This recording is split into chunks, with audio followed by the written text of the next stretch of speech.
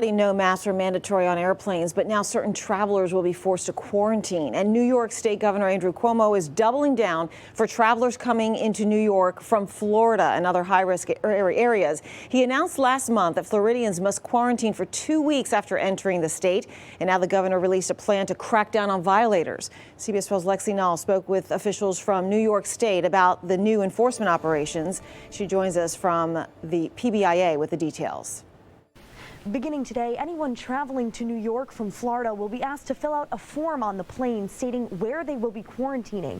And those who don't comply could be looking at hefty fines and a summons. Not only can you have a $2,000 fine, you can then be brought to a hearing and ordered to complete mandatory quarantine. Today, Governor Andrew Cuomo issued an emergency health order requiring people coming into New York State from high-risk areas to provide contact information upon arrival. Must provide a location form before they leave the airport. Florida is among 19 states now considered high risk that will have to comply with the order. It's unfortunate, and we wish that it wasn't necessary.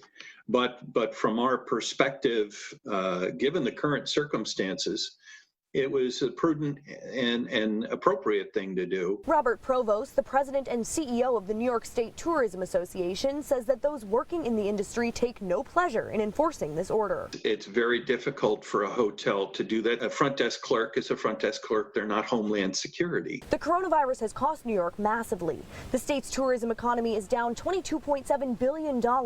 And with big summer attractions like state fairs, Broadway shows, and the Saratoga Race Course all closed for business, there's no way to recover. There is no way to recoup the travel dollars and economic benefit that comes from holding those events. They're gone.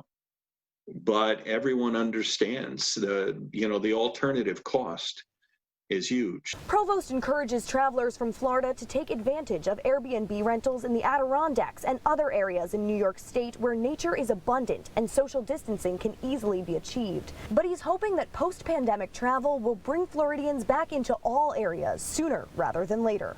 Florida is where we were a few months ago, and it's not easy and it's tragic because people will lose their lives.